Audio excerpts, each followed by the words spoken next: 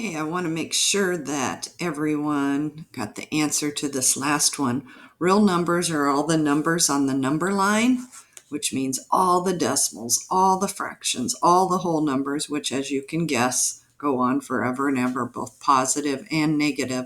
So anytime you see real numbers, even if it's between 0 and 0.1, it's infinite because there's millions of numbers between 0 and 0.1. There's 0.01, there's 0.011, 0.0111, 0.02, 0.0222, and on and on and on. So every number in the world is part of the real numbers, and that's why it's infinite no matter how small this gap is.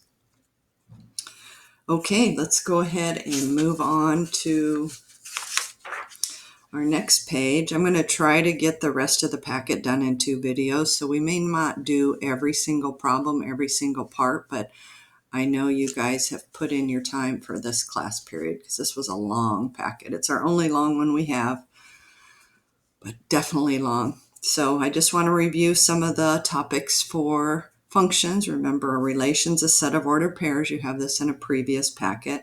A function is where every x value is paired with exactly one y value. So we're not going to complete the table. We already did one like this, but I do want to answer the questions at the back. So it's 370 per gallon. So 1 gallon would be 370, 2 gallons would be 740, and so on. 0.14, yes. Okay. And this should say dollars, by the way. You shouldn't have to write them there. So I'm not going to fill in the table or any of that. I just want to answer these bottom questions. So the blank depends on blank. Therefore, blank is the independent variable and blank is the dependent variable. So when we look at something like this, which there is on the test, we have to say to ourselves, does the gallons depend on the cost, or does the cost depend on the gallons? And there's like 3 of them that they give you and you have to decide. So do gallons depend on the cost, or does cost depend on the gallons? Well, I'm hoping you're saying cost depends on how many gallons you purchase. So the total cost depends on the number of gallons purchased.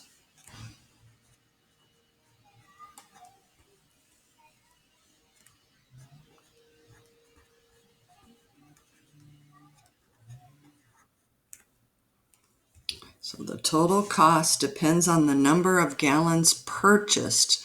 Therefore, what is the independent? So which one can I pick independently? I can pick how many gallons I want, right? I get to pick that.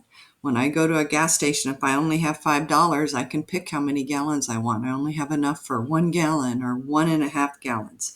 So whatever I'm free to pick, that's called my independent.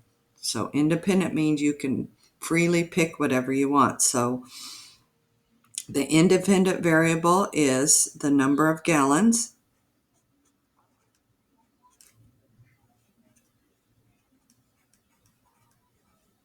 I'm going to say bought just because it's a little bit shorter than purchased.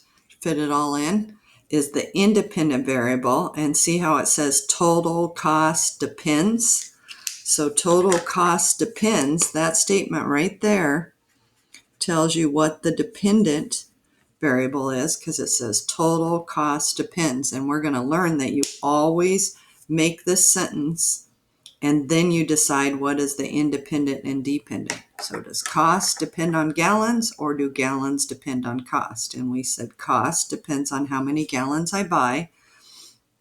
Therefore, the number of gallons is independent, and this says total cost depends. So that means the total cost is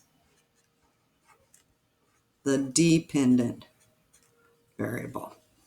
So we always write a sentence first, then we look for that depends, and that tells us that's the dependent, so the other one has to be the independent. Okay, let's go ahead and answer some questions. So keep that page handy because there's going to be some questions about it. What is the input quantity? So this is page 2 of lesson 5, student page A.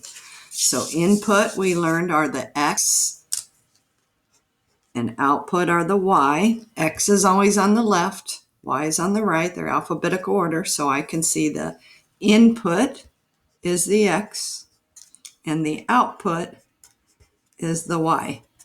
So my input is going to be gallons purchased. So number of gallons purchased.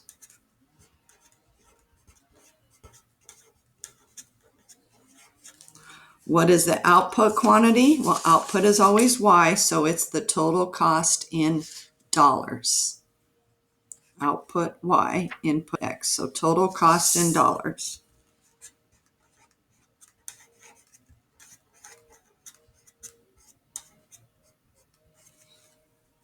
So input X, output, remember, is Y.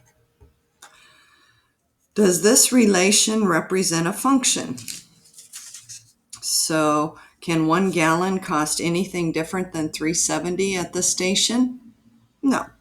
1's going to have one answer, 2's going to have only one answer, 3's only going to have one answer. So yes, it is a relation.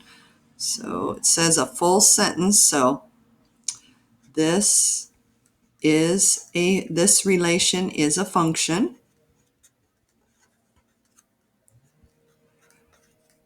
And remember how I had you memorize the definition of a function? So you say, because each input value is assigned exactly one output value. Because each input value is assigned exactly one output value.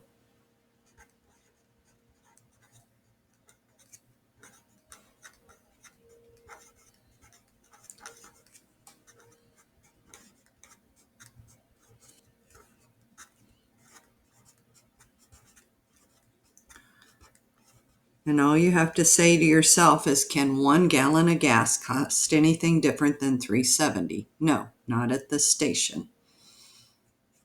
If the relation is a function, we say that the output is a function of the input. We use the following function notation to relate the input quantity and the output quantity. So the F of the input, remember how I said this is always your X and this is your Y, and that makes sense. Input X, output Y. Remember, F is not a variable. F input is read F of X usually, as in a function of the input. It's not read F times X, as I told you earlier in previous notes. Let's see, name the function representing the total cost. So they're calling, let's go back to the table. So they're calling this C, and let G represent the number of gallons. So this is your little g. And usually our output is a capital letter and our input is lowercase. So that's why I wrote them like that, because this is the name of the function. This is your X value.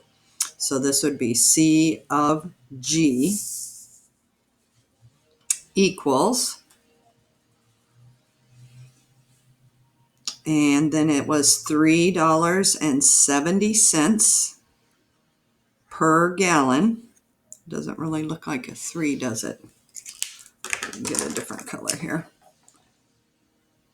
$3.70 per gallon. And you should notice with functions, whatever letter's here, that should be the same letter that's here, because this is saying the function C with respect to G. So it was $3.70 times how many gallons we buy. So now we can use that to fill out these. So C of 2 means that G is 2, so we would do 370 times 2, which is 740. So $7.40 for 2 gallons, so our order pair would be 2 740.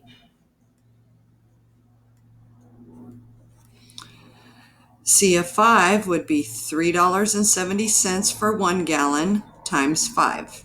And I'm getting that 370 from over here, by the way, from the previous page.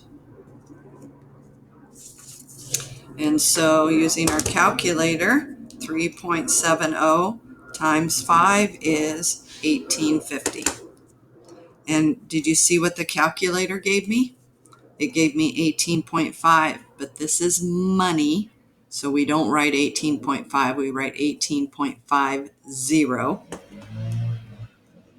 So that order pair would be 5, 1850. Okay, now I have a gardener outside my window, so I'm going to shut the window. One moment.